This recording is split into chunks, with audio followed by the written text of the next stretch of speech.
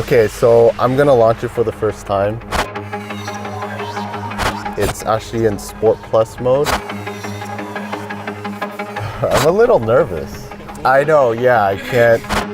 Here we go, here we go, here we go. So let's go.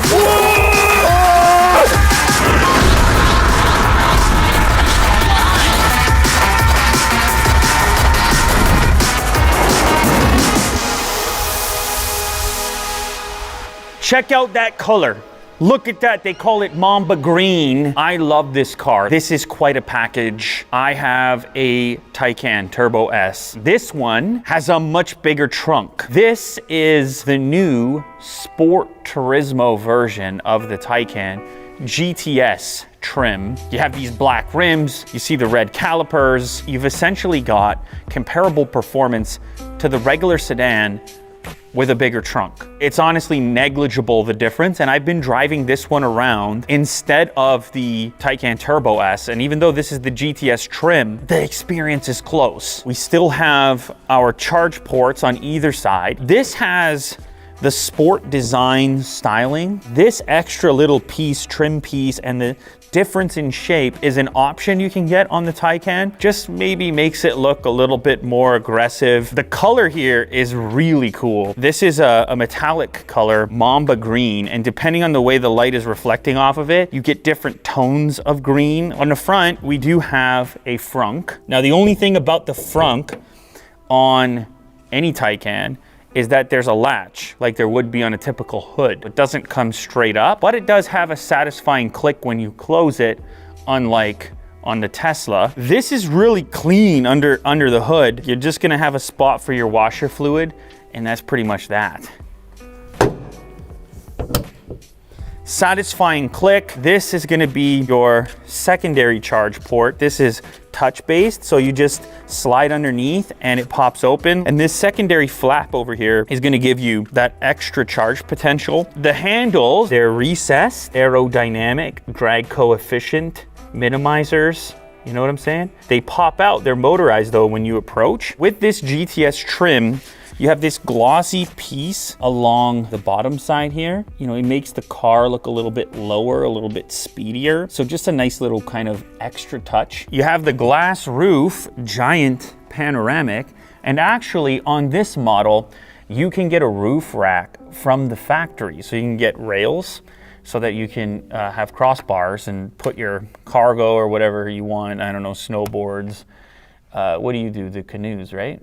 Kurt could put a canoe up there if he wanted. A canoe on top of a Taycan is something I like about that. You can put a canoe so long as it has a good drag coefficient. This is where the magic happens on the Sport Turismo. What a lovely trunk. Now, you guys know I'm constantly moving gear and stuff around. You know, it's not the hugest trunk in the world on the Taycan. As much as I love driving it, sometimes I'm wishing I had a little bit more cargo space. That's what this one does. It's like a reverse mullet.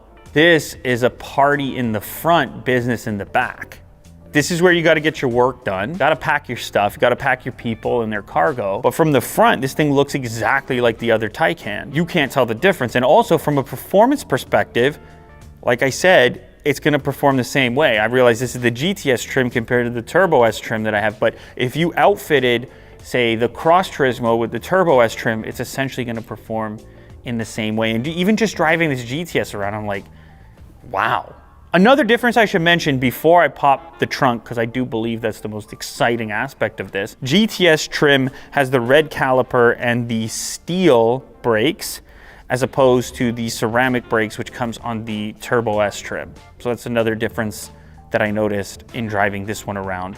Worth noting. Many people think, by the way, that when it comes to cost to performance, and this is even before the Taycan, many people believe the GTS is kind of the value point, performance and cool looking trim, but then without having to spend that kind of crazy turbo money. Some people call it the sweet spot. Here you can see we have the blacked out Taycan GTS on the back, motorized obviously, and a huge opening so that you can really get big items in there. You're not gonna be competing with the top part of the opening as you try to jam things into there. They have been very thoughtful on the standard Taycan sedan and the Sport Turismo in the fact that this is actually a big enough horizontal space here to put golf clubs. So you can throw golf clubs here and still have tons of cargo in front of it. There's a little bit of cargo underneath here as well if you have smaller items that you don't want to have moving around. And the same thing goes in these cubbies, which are actually quite deep in the sides. We have a little bit of netting here, a couple of straps for keeping things in place. Another nice thing that I like here is having this really robust metal finish here to protect against scratches. So when you're loading things in, they can bang up against it and it should be pretty durable. You also have 12-volt power back here. If you want to run a little fridge or something, or you want to recharge some batteries while you're driving. The other key thing is I can reach to where the seats are and actually push them down from back here. There's a little latch up there. I can just push it from here, fold this down. And the same thing goes for the other side. And when that's in the down position, then we have even more fun with cargo, which is a new channel I'm launching on YouTube. It's where we take every car and we try to fit the most unusual and obscure items into confined cargo spaces.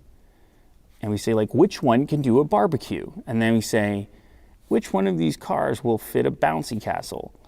Or which one of these cars will fit a year's supply of Kraft macaroni and cheese? How big would a year's supply be?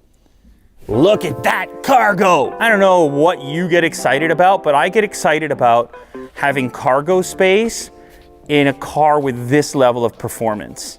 Those are things that get me excited because it's ridiculous. You never thought you would see it. When I was trying to explain this car to my kids, they're like, it doesn't look as cool as your Taycan Turbo S. And I was like, yeah, but can you do this? Can you do this? I was laying down in there, I'm like, can you do that? Man, imagine the gear we can get in. And then that's exactly what we did. I mean, it's not quite minivan status, but it don't drive like a minivan either.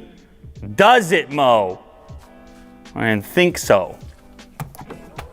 Okay, so now we are in the cockpit of the Taycan Sport Turismo GTS trim, and this one has some pretty cool upgrades. The Porsche design clock at the top, the secondary screen for the passenger to control things like multimedia, the music that's playing, and also nav if you need them to just like put in some coordinates. Of course, since it is the GTS trim, you also have the Alcantara steering wheel. Soft touch. I'm not sure if I would choose this. I kind of like the leather, but it's hard. Some days I'm like, ooh.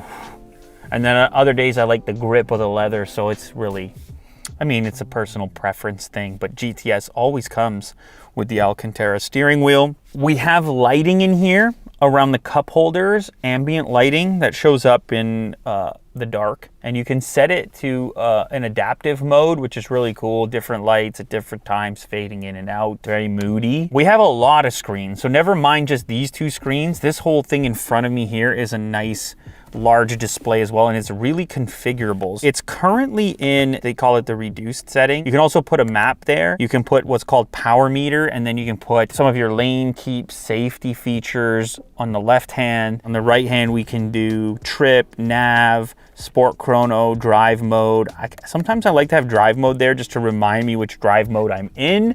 And while we're talking about drive mode, it's controlled via this little dial right here. So you're constantly reminded to change your drive mode, which is good. If it's buried in a menu somewhere, you really don't want to access it all that frequently. So it means you end up probably having a performance car in normal too often. This is nice because you can just very quickly, like, boom, I'm in sport plus. You can see the adjustments, and the adjustments are legit. Like, the suspension is going down right now, and Kirk noticed. The stiffness changes, the steering changes, the acceleration changes, everything changes with each mode, and there's even individual modes to set up your custom specifications. So you can see the drive mode, individual, sport plus.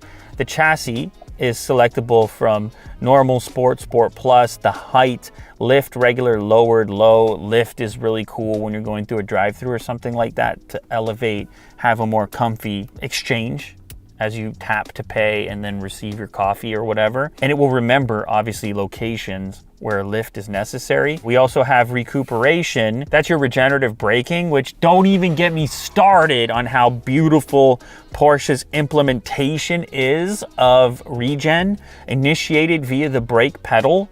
It just feels so refined to me, and it makes sense in my mind. And as somebody who's driven a gasoline Porsche, it's such a beautiful transition. Don't get me wrong, the future may very well be one pedal, strong regen, huge range, and all the beautiful things that come with that. In this stopgap crossover, like what they're doing here just feels a little bit more polished to me. It's a personal thing, okay? Obviously, you can also turn on your electric sport sound if you want that type of feedback. Sort of sounds like a spaceship, but the feedback's also useful so you have this reminder of how fast you're actually traveling. Another cool thing, as you change your drive mode, you'll see the range that your car has remaining changing.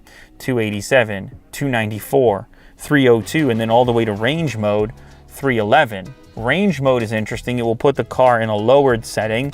It will limit your top speed, so it'll aim to be as aerodynamic as possible, and obviously it'll give you the most range possible. You'll put on your regen braking and so forth. Now this is a new menu that they've come up with, and I like it. I like it a lot. They've done a great job of kind of updating it, but not overhauling it to the extent that it doesn't feel familiar. And now we have color-coded icons as opposed to the monochromatic thing they had going on previously, which lets you just more easily tell what you're tapping on. So we have nav, we have the secondary display, which also lets us launch into there, and we have our climate related controls, which are persistent. They're always here. You don't need to go into a menu. You don't need to click on one display multiple times to access them. They're just always there. I just want to change the temperature. There's no faster way than having it persistent and always there as it is in this vehicle. Other things like heated and cooled seats, you just want a button. I don't care if it's a screen. I want it to be persistent, reliable, and where I expect it to be. And that's the case with this secondary portrait style display that they've put in this location. This pad here you can also draw on if as an input method. If you want to put some text in and you don't want to use voice, you can do that there. But the beauty is we have Android Auto, and we have wireless Android Auto. So you step in the car, it loads up your apps, your music, Google Maps, Google Assistant. Unbelievable. Once you're using Google Assistant in your car, there's nothing that I've experienced that's as effective for constant interaction. You're driving. Voice is better. It's faster. You do it more frequently. And Assistant is at the top of the food chain when it comes to voice input. Of course, you also have Apple CarPlay if you're on the Apple side of things, but there's nothing better than just having your phone in your car, on the display, and you can put it away, charge it, not even think about it. Everything is right there. For me, it's the biggest thing missing on the Tesla side. I really wish there was some kind of way of doing this, but at the moment, not exactly. Another thing I should mention about this car, mine as well, incredibly easy to park. The turning radius is so tight and wonderful. This just feels such a pleasure to park. It feels so much smaller than it actually is. Not just to park, but also to drive. Some other buttons that I really like on this secondary display, just controls for the car. You want to quickly open the hood or trunk, or open or close the trunk. And then the charging as well. You want to quickly check your range, pre-cool or heat, see the percentage that it's charged. This is useful when it's actually charging. Air conditioning, you still have the funny business with the virtually moving your vents around. They stand by this idea. I think it's been mentioned here on YouTube. It's definitely not faster than just reaching up, touching the vent and moving it. With these electric cars, they want everything to be futuristic, including this aspect. Apple Music has direct integration, so does Spotify. So your phone is not gonna need to be involved. You can just use the car's connection and your credentials for Apple Music, Spotify, Apple Podcasts. No matter who's driving the car, they can click on it, I guess, via your profile. This one is outfitted with the Bose sound system. Oh, look at that. Something called Sound True for sound improvement for compressed music formats. Driving noise-dependent sound adjustment, depending, I guess, how fast you're driving. So the Bose is not the top option for audio. That's the Burmester system, which is out of control. It's kind of hard to compare. It's really expensive edition, but it does sound amazing, and it has a ridiculous amount of control for how you want it to sound. All right, now as far as space in the cabins, I think this is the 18-way seating option. We have lots of storage, surprisingly. We have a bunch of space under here in the doors, passenger and driver. We have our 2 cup holders, which I mentioned. We have a glove box. We have a little bit of storage here. I kind of wish this was a bit bigger, but I understand sleekness and so on. It does have wireless charging. You will place your phone in the upright position in this section right here. 2 Type-C connectors and a 12-volt. And also if you want to use a wired connection for Android Auto or Apple CarPlay. So there are controls on the steering wheel here. 2 wheels, which are very satisfying. You have a customizable button here, which you can set up to do whatever you want it to do. We have our voice control over here, answering calls, go back, and then this helps us navigate around our dash for things that we might want to change. And then as mentioned, we have our drive mode selector, which is the most satisfying input on the whole car probably. What does the horn even sound like? I don't think I've ever used the horn on my actual Taycan. I just realized that. When's the last time you guys used a horn? Are you frequent horners? No. Okay, the other thing, unlike some other electric cars, we have a traditional indicator. This is so natural for somebody that grew up using this. And then all of your adaptive stuff, cruise control and the sort of smart driving that the vehicle will do, which on the highway is actually pretty good. That's all controlled via this second stalk down below. You're just gonna press forward, it'll initiate it, set the speed. On the right-hand side, you're gonna control your wipers on the back and the front. Something that Porsche is doing in a maybe a different way than some other EV makers is your drive selector. So we still have an actual dedicated drive selector as opposed to something on screen.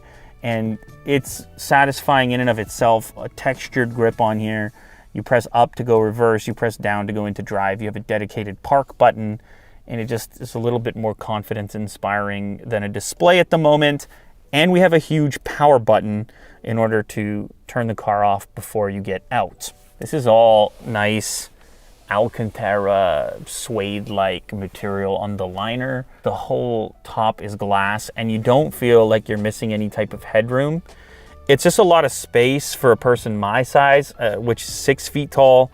I can get very comfortable in this car from a headroom standpoint, also from a legroom standpoint, and even just adjusting the steering wheel, all super adjustable, motorized, and so on. Oh yeah, the other thing that I wanted to mention, the windows, frameless. So it's just the door you're swinging when the windows are down.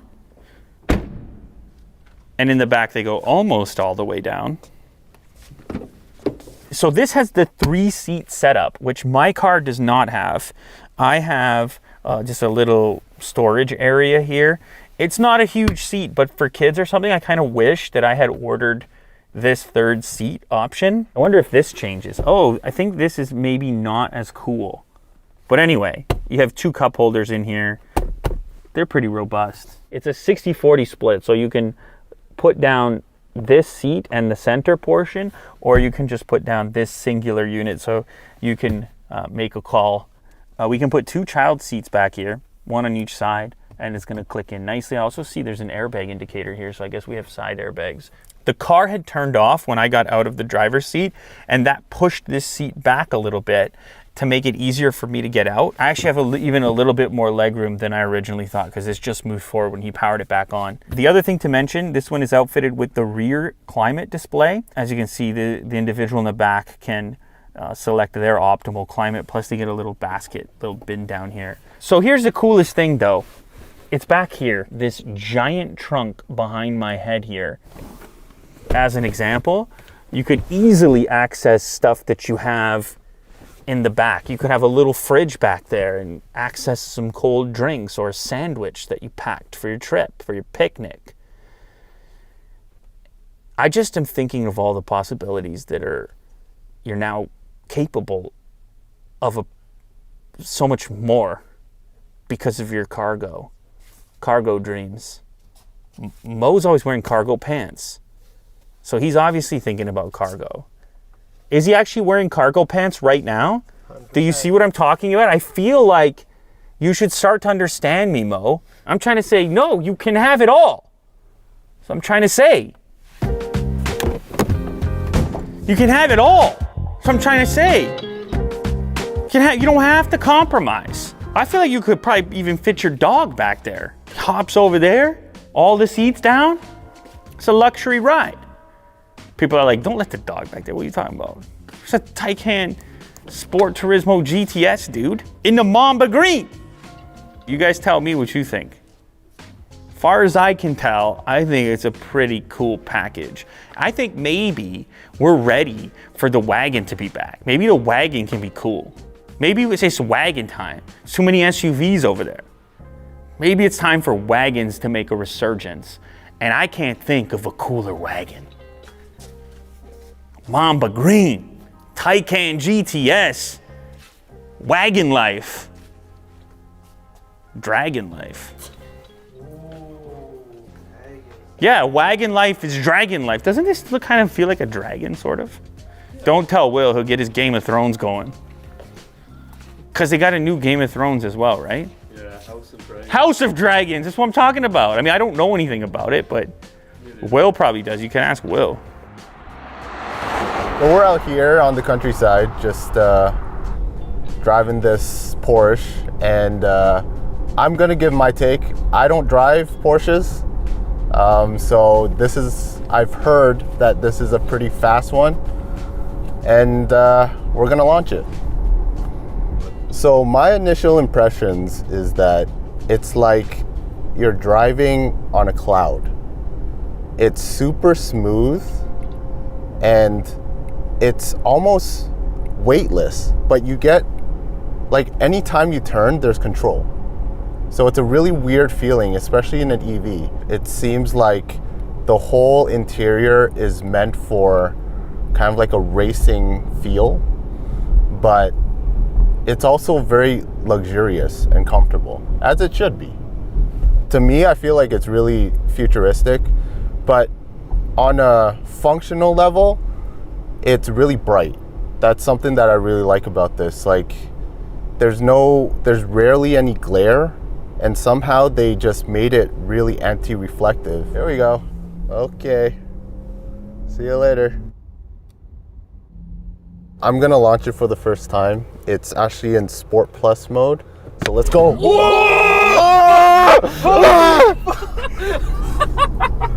Oh my god, that was... No warning, bro. He's gonna count us down. This episode has been sponsored by Van True and their Element 1 dash cam. This has a really unique feature where it sticks on with a magnet, so you can pull it off really easily. It also gives you 2K recording, which is crystal clear at 30 frames per second. You have voice control, Wi-Fi, and app control. Plus, there's a wireless remote controller if you quickly want to send a video clip to storage to make sure it can't be overwritten if it's an important video clip. You've also got a circular polarizer filter in order to cut down reflections from your windshield while you're recording on your dash cam. As you can see on the app, you can preview. You can also trigger recordings from there. There is a screen on the Element 1, and Van True also micro SD cards to get you up and running. So the cool thing with this mounting setup is that the power plugs into the mount rather than the camera. So the camera remains removable so you can take it with you and not leave it exposed and hooked up. You're not gonna need to plug it back in and fiddle with the cable each time you want to attach it.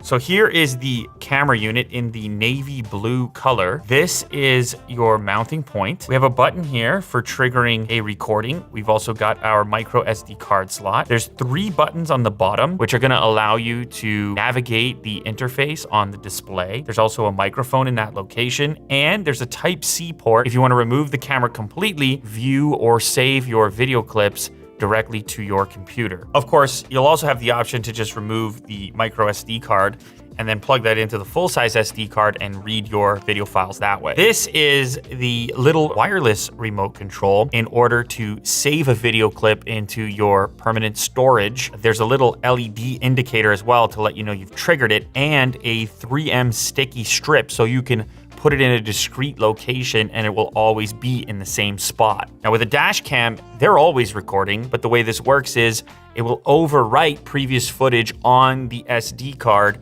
when it fills up. So the reason that it's key to trigger permanent recordings is if there's an actual incident that takes place to ensure that that footage doesn't get overwritten. We even have protected stickers so people know that they're being recorded. Now what's nice about this 12 volt is you've still got another USB-A port, so you're gonna be able to charge up a secondary device as well. So this is gonna be on your windshield, and then the camera is simply going to slide in like that. And the magnet is strong enough to hold it in place, and it simply slides out. So the beauty here is that you can take your camera with you, either to offload footage, or maybe you just want to put it in a more discreet location. Now the beauty of the polarizing filter is it will dramatically cut down on reflections that you're seeing from your windshield bouncing back into the dash cam. Now you're gonna have usable 2K footage without the distraction of those reflections. Thank you again to Van True and the Element One for sponsoring this episode. If you're looking for a dash cam, then definitely look at this product. Check the description for all the relevant details.